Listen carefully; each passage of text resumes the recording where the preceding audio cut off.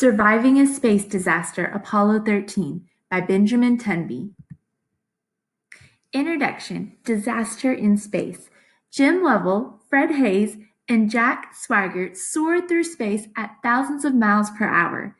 They were crew members on the Apollo 13 mission to land on the moon. They were all highly trained astronauts. Lovell had even orbited the moon 2 years earlier on the Apollo 8 mission. Haise and Swigert were in space for the first time, but their training had prepared them for anything that might happen. Suddenly, there was an explosion on the spacecraft. The crew rushed into action to find out what had happened. Then they lost electrical power. With the disabled spacecraft, their mission was no longer to land on the moon. Instead, it had become a mission to survive. Astronaut Buzz Aldrin walks on the moon during the Apollo 11 mission. Chapter 1: The Mission Plan. Humans first landed on the moon in the Apollo 11 mission in 1969. The Apollo 13 mission in 1970 was supposed to be the third time astronauts landed on the moon. This time, the astronauts were going to a place on the moon called Frau Maro. Scientists at NASA wanted to study rocks from this area. The astronauts would set up several experiments to examine the rocks and environment conditions on the moon. Then, scientists at NASA could continue running the experiments from Earth. The spacecraft was made up of two parts, Odyssey and Aquarius. The tunnel connected the two parts. 2 crew members were to land on the moon in Aquarius. They would be on the moon for 33 hours. Lovell and Haise practiced for their mission to the moon. The third crew member would orbit the moon in Odyssey until the others returned. Then they would come back to Earth. All 3 astronauts would live in the Odyssey for the journey to and from the moon. The entire mission was scheduled to last 10 days. Here, technicians work on a spacecraft used for the Apollo 10 mission in 1969. The craft had the same parts as the one used for Apollo 13. Here, Haise participates in training exercises before the Apollo 13 mission.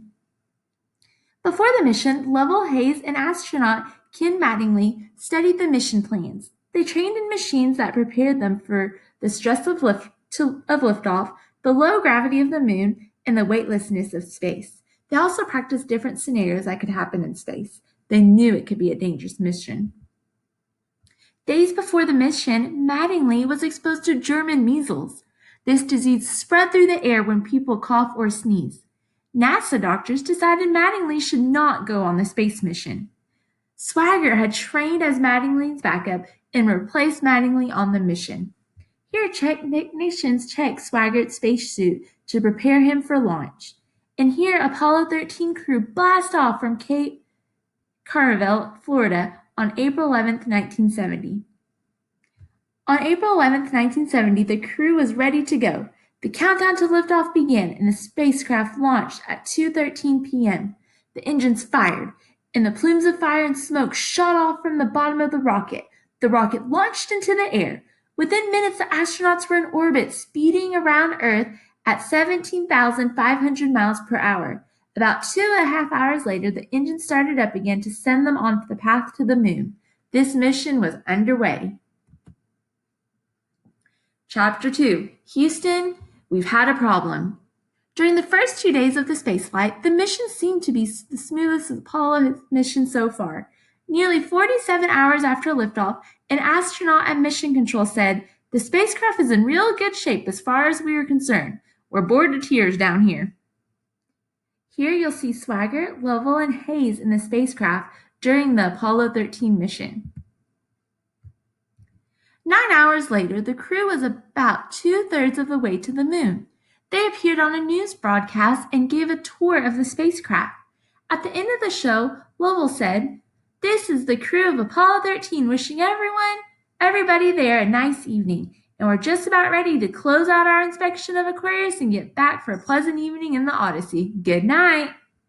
Here's a picture of Lovell's family and friends as they watched the Apollo 13 mission on TV. Here is a picture of the Apollo 13 crew later separated from the previous module. They saw the part of the module had blown away in the explosion. A few minutes later, Mission Control asked Swigert to stir the oxygen tanks. In space, there's no oxygen for astronauts to breathe, so the crew brought their own supply in 2 pressurized tanks. The tanks were carried in an area of the spacecraft called the service module. This oxygen, combined with hydrogen, also provided water in the spacecraft. The astronauts regularly stirred the tanks to keep the gas from settling into solid layers.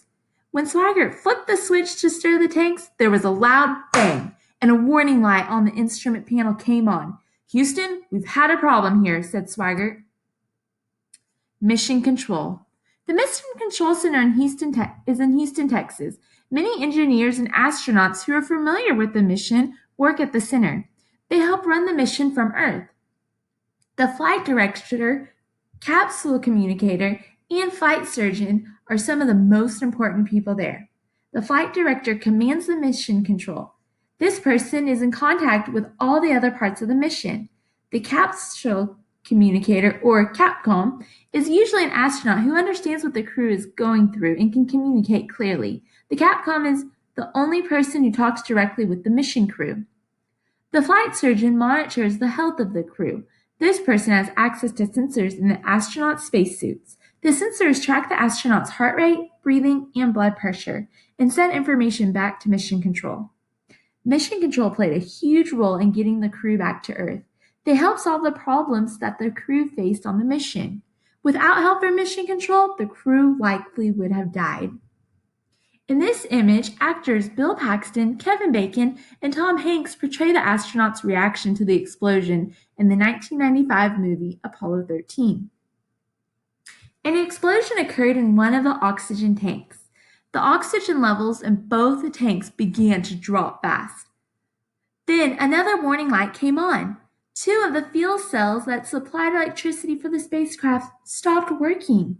13 minutes later, Lovell saw gas leaking into space. It was oxygen from the damaged tanks. The crew was running out of oxygen and power in the spacecraft. They needed both to complete the mission. All right, remember to come back on Thursday, and on Thursday we'll continue this book, Surviving a Space Disaster, Apollo 13, and we'll read chapters 3 and 4. You may go ahead and head back into your Google Slides lessons. Bye, guys.